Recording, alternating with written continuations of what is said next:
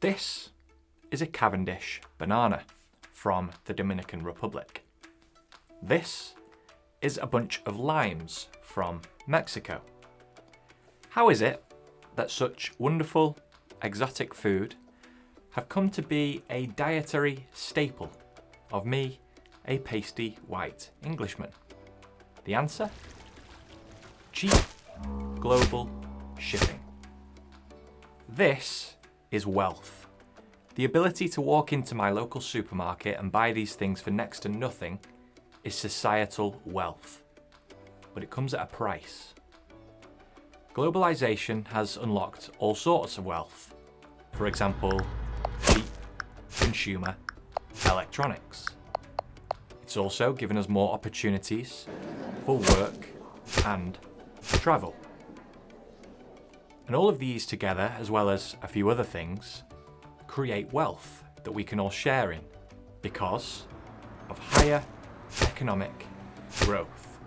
On this channel, recently, we've been speaking about the current chapter in history which began back in 1945 and how decisions made all those decades ago, driven by a desperate need to achieve lasting peace after 2 world wars in 30 years and embedded into the structure of the new post-war world order, into the financial system, into military pacts between nations, into the social contract, have shaped our culture, values, and the character of our lives ever since. In this video, we're going to be exploring one of the implications of those decisions made decades ago, specifically globalisation and the complete reimagining of Western society. We're going to talk about the costs of globalisation, solving the problems of globalisation, why our current crop of institutions probably can't solve these problems, and what this means for you. Let's dive in. Globalisation comes with benefits. As we've said, it unlocks significant wealth, societal wealth, but it also comes with costs. First, eroding national sovereignty. In a world of global institutions like the World Bank or International Monetary Fund, developed nations, namely those in the West, provide aid to developing nations. Sounds great. Often, this aid is conditional. We'll give you money if you make these specific economic reforms, regardless of what the people in your country think about them. In March, Ecuador signed an agreement to borrow $4.2 billion from the IMF over 3 years, provided that the government would adhere to a certain economic program spelled out in the arrangement. This will include firing tens of thousands of public sector employees, raising taxes that fall disproportionately on poor people, and making cuts to public investment. These reforms may or may not make sound economic sense, but the fact is that the people of Ecuador didn't get to make this decision for themselves. The second cost of globalisation, and this one is more relevant to the developed world, is that it sees businesses send manufacturing jobs overseas. In a globalised world, in order to maintain competitive prices for end consumers, businesses are forced to search for the cheapest sources of labour worldwide. This means sending manufacturing jobs from places with a higher cost of living, and therefore higher wage demands, namely the developed world, to places with a lower cost of living, and therefore lower wage demands, namely the developing world. And what this means is that people who might usually have thrived in a manufacturing economy in the developed world don't have access to many jobs, and communities which might previously have relied on a local factory, say, for employment, fall into economic decline.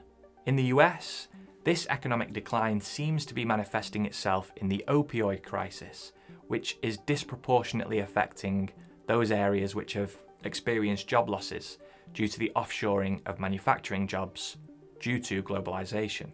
There was a study by Adam Dean and Simeon Kimmel, published in 2009, which said, job loss due to international trade is an economic phenomenon that disproportionately harms the same regions and demographic groups at the heart of the opioid epidemic. We find that the loss of 1,000 trade-related jobs was associated with a 2.7% increase in opioid-related deaths. When fentanyl was present, the same number of job losses was associated with an 11.3% increase in opioid-related deaths. While some people benefit from globalisation, and as someone who has travelled, worked abroad, worked for multinational companies, I'm probably one of them, but others bear the cost. A third cost or critique of our current brand of globalisation is local cultural erosion. The collision between global and local cultures can create challenges for people and can result in an increasing sameness of everywhere, as what makes places individual and special and ties them to their history gets diluted by the intrusion of a global culture. This can be disorienting for people and end up with some renouncing their local national culture and others overcompensating and celebrating it a little too hard. Societal attitudes towards globalisation, like a lot of things, are cyclical. They seem to ebb and flow. At the end of the era of the gold standard, for example, in the early 1900s, there was considerable negative sentiment towards globalisation. Historically, this isn't the first time that we're seeing this. We had an era of high globalisation during the era of the gold standard, and it came to a rather abrupt end. I don't think we are at the same kind of crisis at this point. We have much stronger institutions today compared to then. Now, thankfully, this isn't a problem for us today, because we have very strong institutions which are absolutely not in any danger of losing their credibility and legitimacy. Well, okay, I mean, yes, our institutions maybe seem to be struggling in that department more than they were a few years ago, but it doesn't matter because we have a process for dealing with this called politics. And through politics, we can all come to the table, solve our problems together, listen to the other side and find compromise, be heard by our leaders and our fellow citizens who may disagree with us, but with whom at the end of the day we work with, not against. Okay, I'm being a bit silly, but what I mean is this. The problems of globalisation aren't solvable through our current institutions or political process. Here's why. The problems which this drive towards globalisation has created aren't solvable through our institutions because our institutions are dependent on it. Why? Because the social contract and the current world order contains embedded growth obligations. Our economy has to grow for the social contract to be fulfilled. Think about pensions, which are a promise from society to the individual. Work hard until you're 65, all the while contributing to a pension which will grow at 7% per year, and then relax. Moreover, for a domestic population to be placated, for each interest group to get the higher public spending or the tax cuts they demand, the national economy needs to grow. If the size of the pie isn't growing, then it's zero sum. Giving to one group means having to take from another. And why should people accept the legitimacy of the state if over time it can't provide for everyone's needs? For everyone to buy into the system has to grow. This is true geopolitically too. For the current world order, which was put in place at the end of World War II, with the US in the seat of global steward to work, the global economy has to grow. Remember, global institutions like the IMF, for example, exist to make development capital available to developing nations for them to invest in their local economy.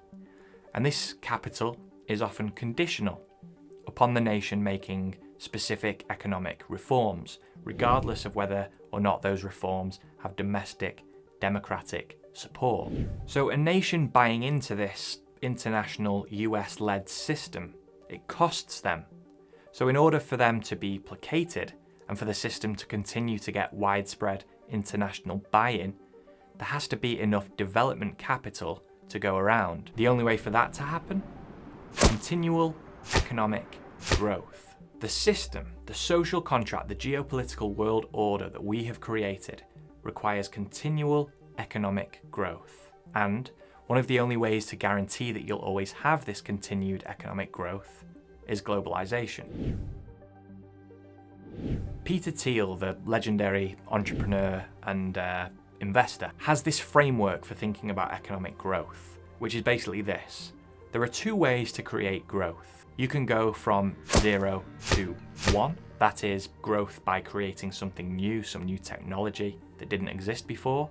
Examples might include smartphones, augmented reality, all the various advances that we've made in personal computing over the last few decades. Or you can go from 1 to n. That is growth through taking something that already exists and selling it to more people through globalization. In other words, you can grow by creating new technology or by globalizing. We have certainly invented a number of new technologies throughout this chapter in history, but if you listen to the likes of Peter Thiel, beyond personal computing, we haven't really invented that many other new technologies. I date this era of relative stagnation and stalled progress to the early 1970s. A very big exception of this is the world of bits, computers, internet, software. And so Silicon Valley has been a dramatic exception, whereas the world of atoms has been much slower for about 50 years. Herein lies the problem. We have created a system which has to grow, and sometimes that growth will come from making new things, but when it doesn't, we have to globalize. So all of these problems that come from globalization don't get to correct themselves through the political process as they should, because the political, economic and financial system, as well as the geopolitical status quo, is dependent on them. It should be acknowledged again that globalization has created a huge amount of societal wealth throughout this chapter of history, and that this period of history has been relatively peaceful. But the benefits of globalization haven't been equally shared. Donald Trump, for example, was a political candidate who challenged the status quo around globalization in his own way, including US participation in NATO, trade tariffs and immigration. And it's no surprise that those people who liked him were those who had paid the price of globalization without really seeing its benefits. In fact, I haven't done the research on this, but a prediction, if you will.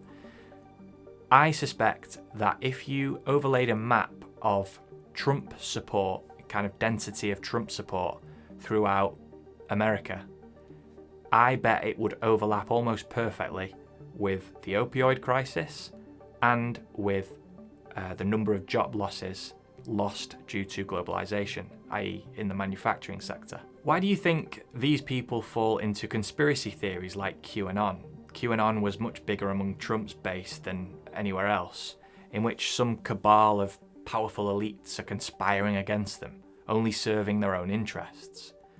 Now, most of them probably wouldn't describe the problem as I have, but they know that the system, including any kind of establishment or centrist candidate, doesn't really represent their interests. At such a time as this, when the imbalance of who is sharing in the costs and benefits of globalization is becoming so apparent, it'd be natural for societal sentiment to swing away from globalization for a generation or so. But there isn't much we can do about it. On this channel, we attempt to understand the changing world and what it means for you.